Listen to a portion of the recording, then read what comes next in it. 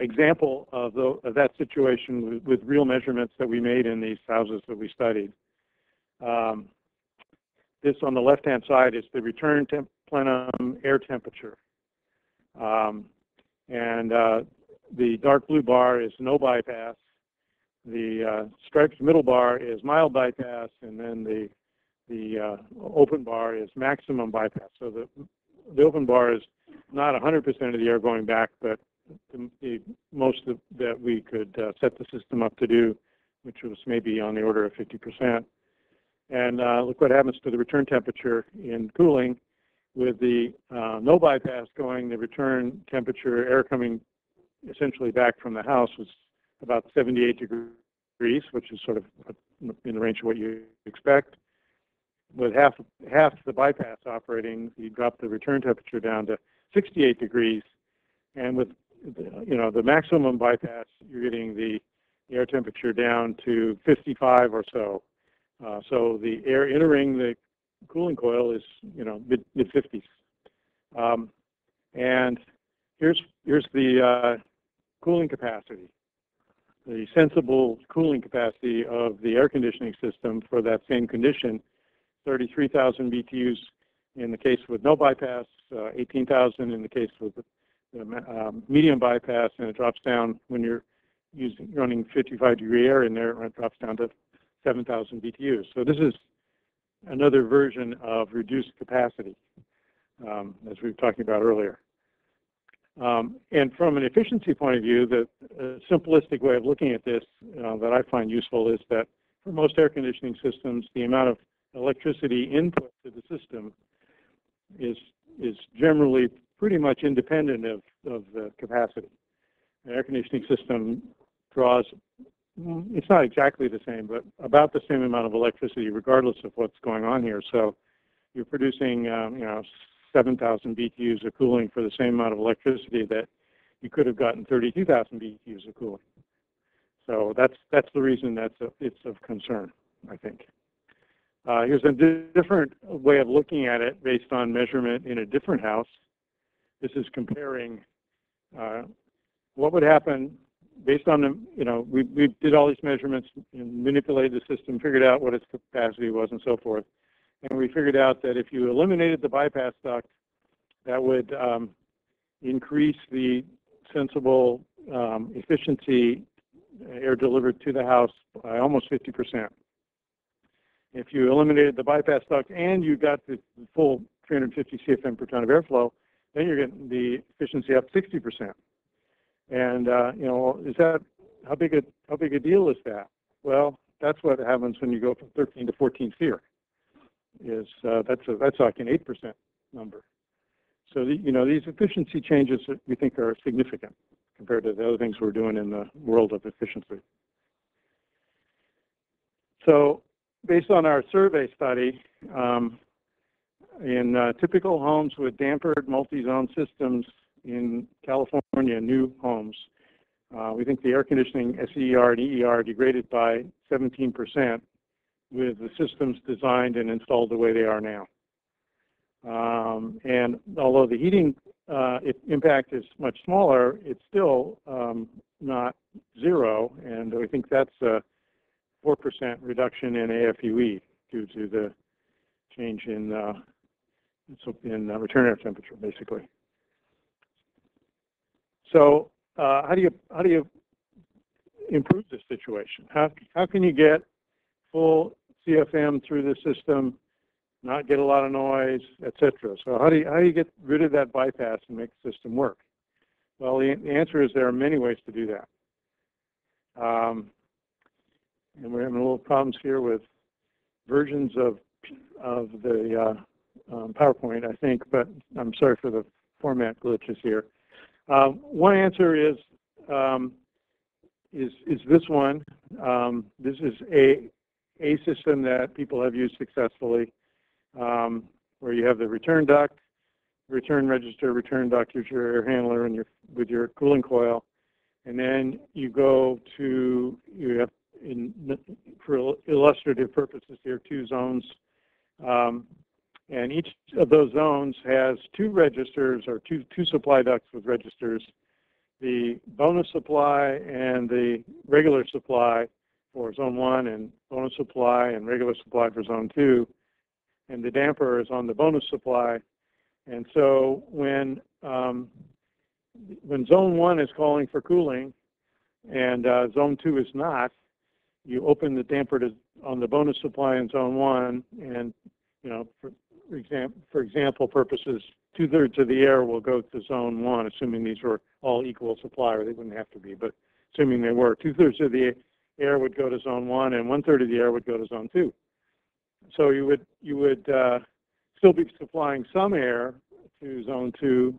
You'd be supplying twice as much air and twice as much cooling to zone 1 in response to its call.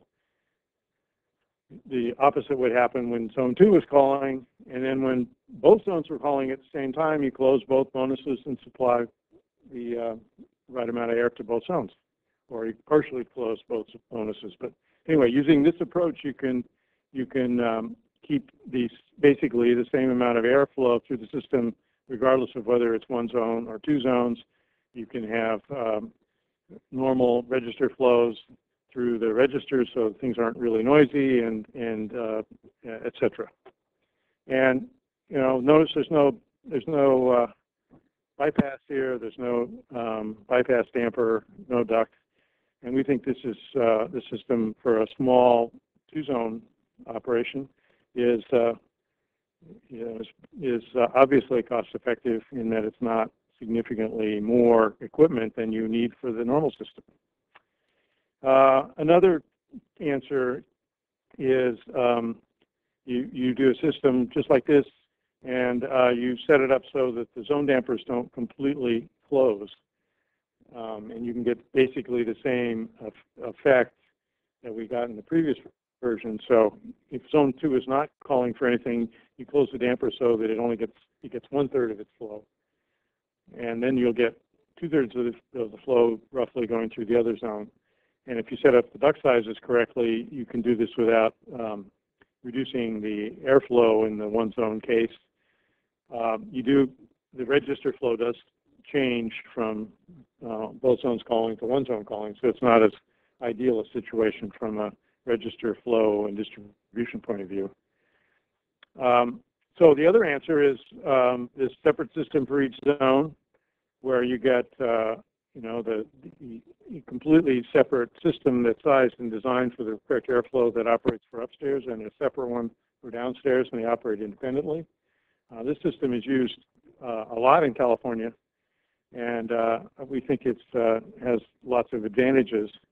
Another operation or another option moving forward is probably mini split systems, where you have a small split system in each zone that maybe doesn't even have ducts at all, and that's a way of supplying zonal cooling at a high efficiency. Another way to do this same thing and get a system that can have high efficiency is to use variable capacity equipment, so that if for example, again, you have your two-zone system and only one zone is calling, if you have a variable speed compressor and a variable speed fan, you can run your compressor at half speed and run the fan at half speed and get the appropriate airflow for the reduced capacity of the system, reduced capacity of the compressor. And actually, in many cases, that will result in an efficiency increase at part load. So our conclusions here are that bypass ducts should be prohibited because they intrinsically reduce energy efficiency.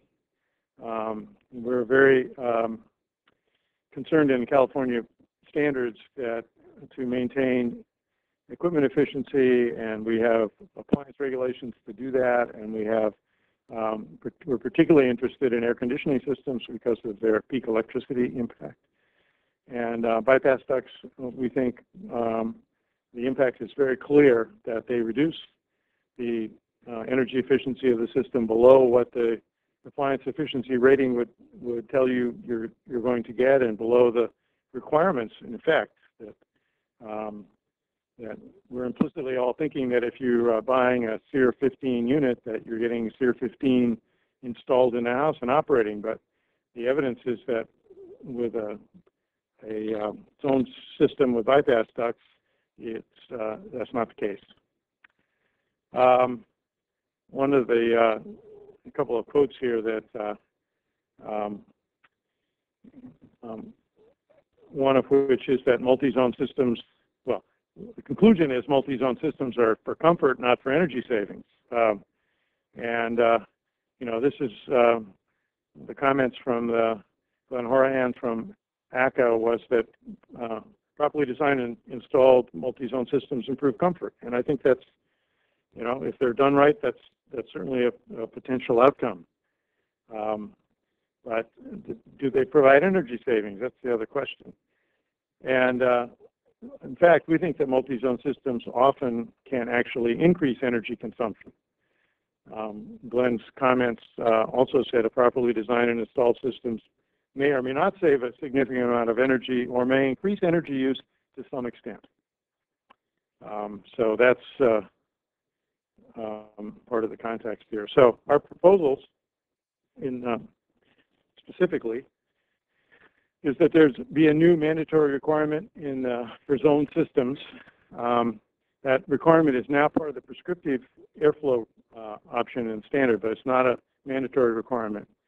And that mandatory requirement would disallow bypass ducts and would require a minimum CFM per ton and a maximum watts per CFM in all of the zonal modes. So as part of the conditioning, as part of the commissioning process for the air conditioning system, the contractor would measure the airflow with zone 1 calling and the airflow with zone 2 calling and the watts and show that that met the standard, and that would meet this requirement.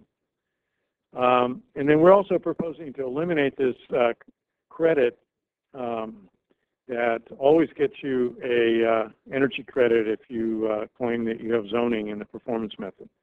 The way the thermostats are set up, you always use less energy to